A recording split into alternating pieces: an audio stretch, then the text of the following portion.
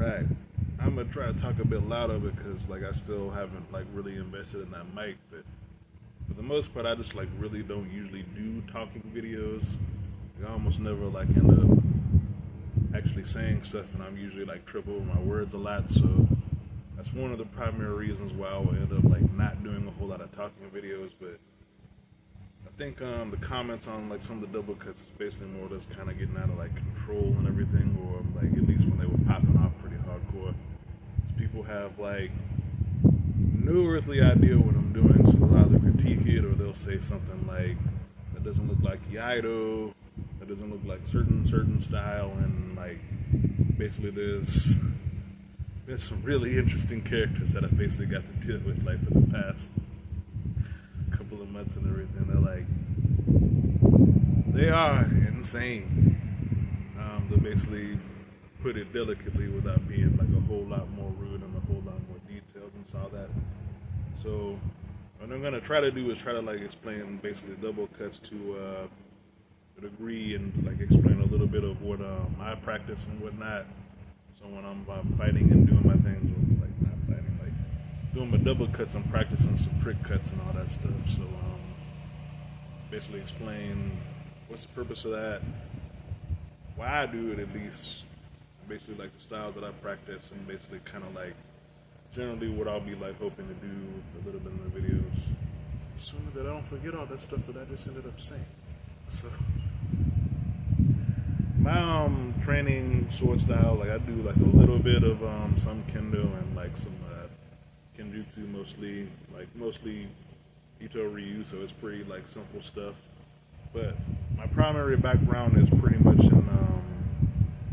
in our system, so it's like a form of h.e.m.a swordsmanship.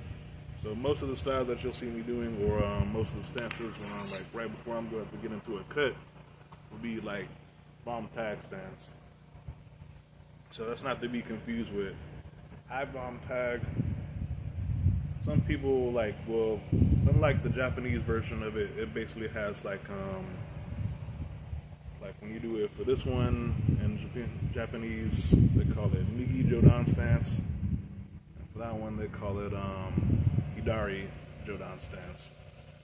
And then the other one is just like Hajan Jodan stance. So I think what a lot of people do is they go on like other different cutting channels and stuff. So when they see anybody that's about to pull out a cut or pull off a cut, for the most part they see them do it from Chudan or Seigun stance, so it'll look something like such. But like basically your point of the sword like pointing towards the opponent to like kind of threaten them to keep them back. And h.e.m.a, we basically more or less call this like long point. So long point is honestly kind of like more of like a transition stance. So you can do like flat to long point, so you can like get ready to wind up for like a crump, or you can like change into a different stance like sluso, kind of like threaten, and then basically more or less like use that to switch into something else. Like my preferred stance, like right before I'm about to go into it, like a double cut, as you probably notice if you watch like more than a couple of my videos, will be like bomb tag. I think for like most intermediate h.e.m.a practitioners, that's probably going to be like the most basic go-to stance. It's like what they do for like them Jedis and Star Wars, like form one with no form, nothing else is working, and this is what you fall back on, because I'm like, this is what I basically practice the most. So that's why I ended up doing that one, and like basically practicing it with the muscle memory. That's basically what it's got, like that's what's working for me, so that's why I do it. So I practice like a different style. I don't really practice any yado. So like for those a couple of people that were basically like, they saw me like do like a super draw cut and all that stuff, like I'm like, yeah, it doesn't resemble yado because I don't know any yado. And there are like a couple of different draw cut moves, and there was like one guy that was like, when I was doing like a dual wield cut and everything, because I know what he was talking about. I think the cut that he was talking about was like the Rokudan Giri. So the way that swordsmen of that style will do it is that they'll have like the longer sword and actually the offhand or the left hand, and then they'll have like the shorter sword and like the right.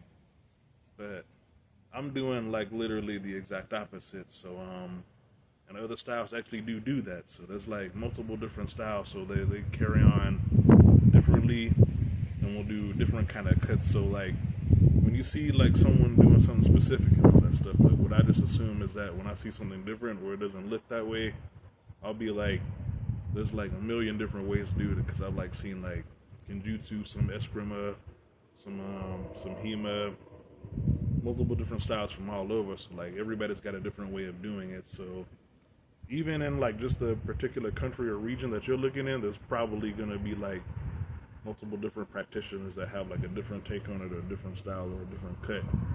So I just assumed that like this is something entirely different, which in my case for that video, yeah, pretty much was. And like style that you're talking about, like I don't even practice it. Like, I don't think they have any like dojos or anything like that for like my city.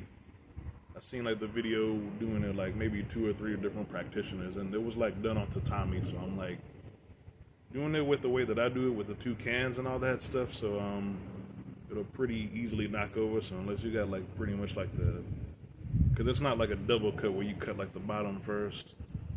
It'll be you cut it from like the top and then just go to like descending further and further down until you basically get like the different cuts. So, and then I'm just gonna say this person is like really enlightened. So I could tell by their videos that they did like a whole lot of iaido and everything, but like I'm not practicing that. This is something like completely different. Person was probably pretty good at what they do and everything, but I'm like, that's just not what I'm doing. So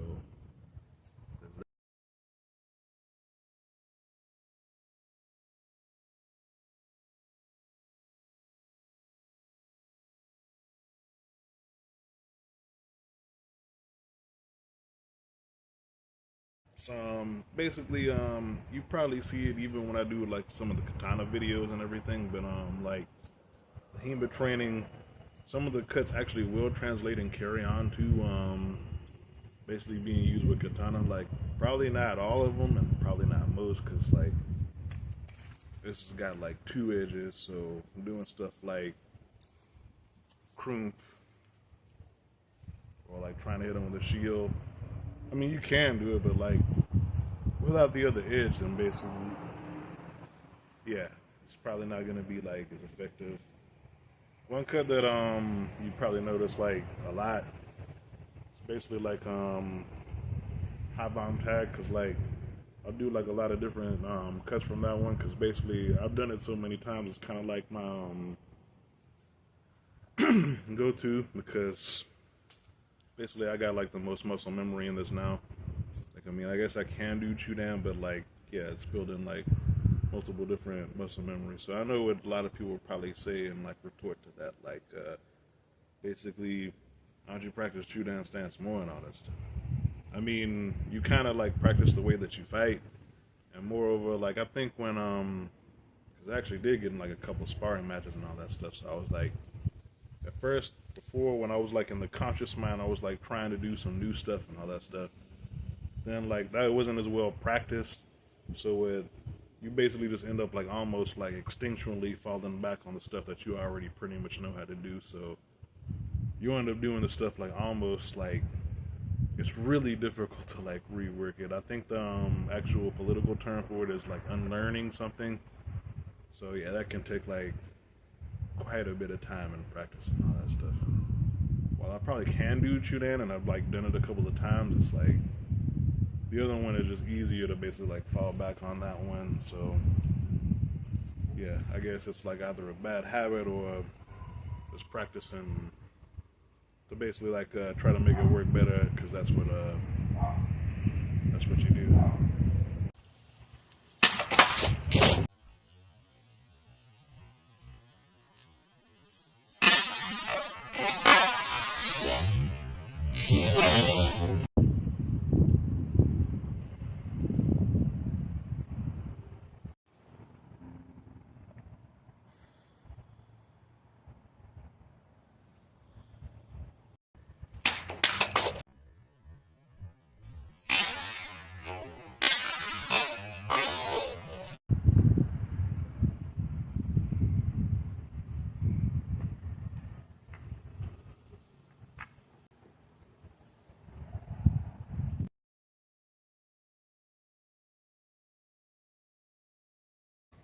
So next, I'm gonna basically more or less like explain what a double cut is, and basically like what I believe the purposes for it are. Um, Basically, it's the technical term for it is a trick cut. So what you do is you basically more or less do like a primary cut.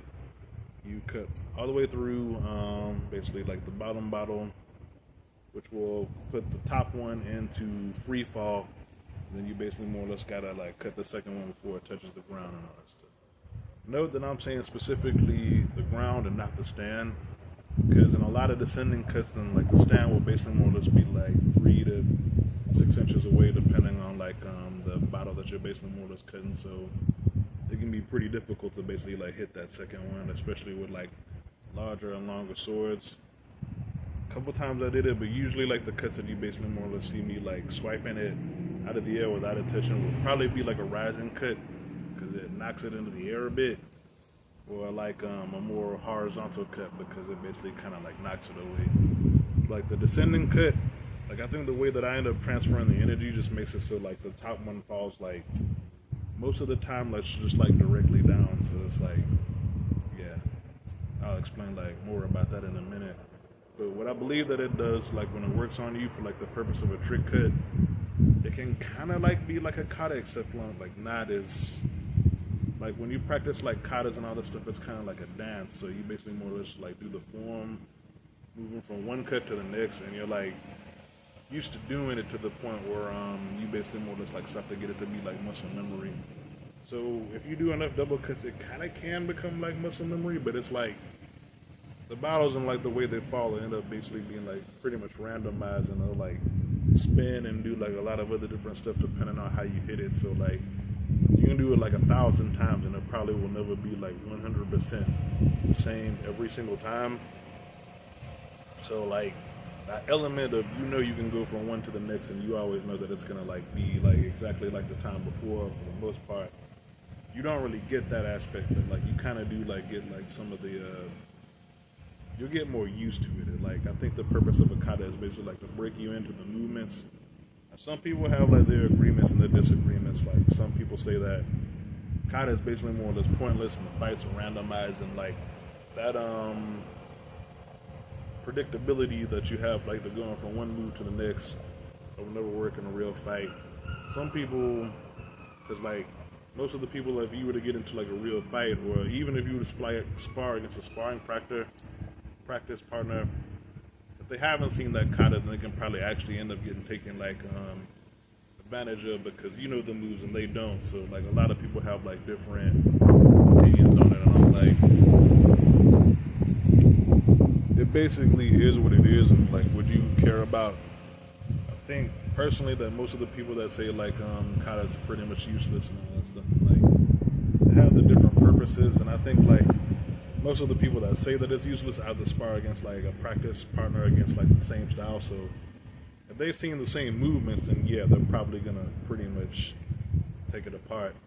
Or people that basically say like stuff like it's a street fight and all that stuff, and then that's a whole nother bag of worms that I don't really want to open. Like stuff happens and stuff is unpredictable.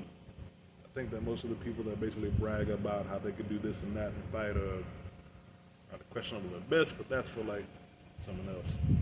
So what I believe that like double cuts will do is work on like your speed, your accuracy, and then a pretty good distribution of like between strength and speed. A lot of people like to put like a ton of power into different cuts, so if you do that, then you'll like blow through the first one, but you'll like basically find it really hard to set up for like the second one. So you get it to the point where it's like good enough to cut through the first one, but basically you have like enough strength to do like an accurate second cut to whatever it is you're trying to do.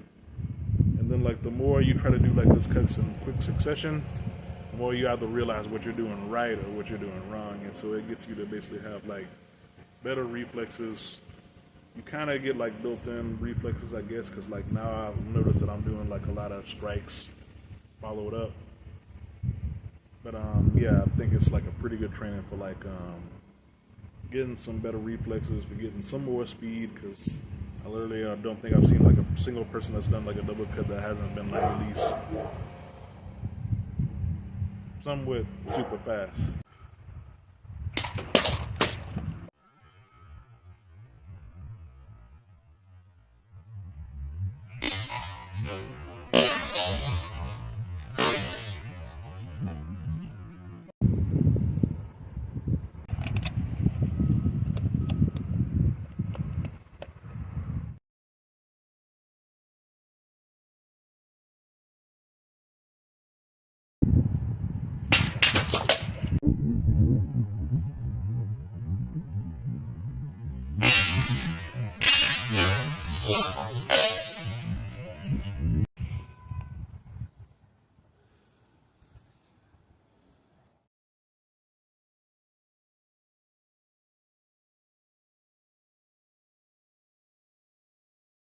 All right, and the last one for like basically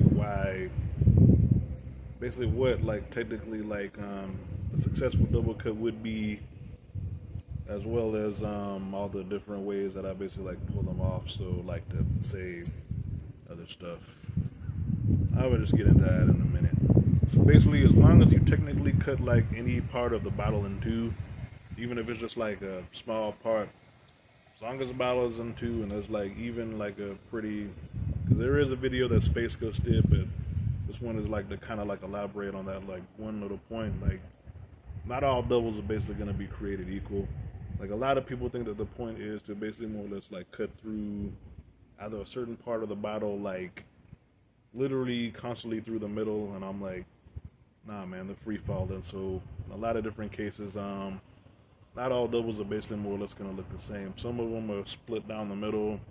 Some of them are cut across like the middle of the bottle, like I guess if you would imagine my body being half of this and like that part being cut. Sometimes you cut like literally just the tip off or the top or some other things. Like, not of all of them look basically like it's pretty, but I think like the point is mostly to make sure that you get it. I mean, you can strive to like always get the middle if you're like a perfectionist, but I think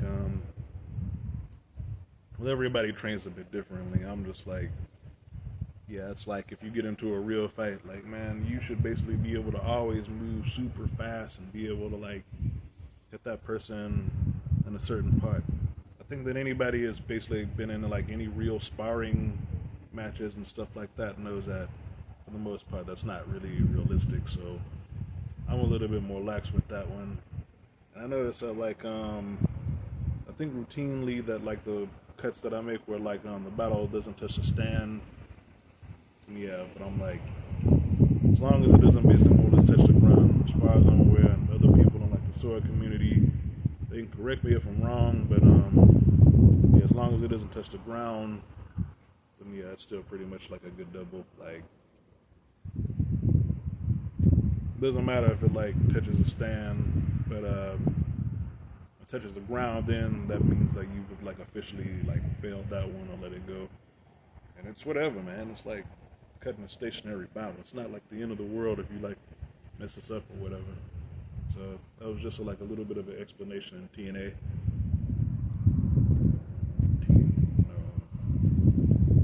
Q&A, sorry.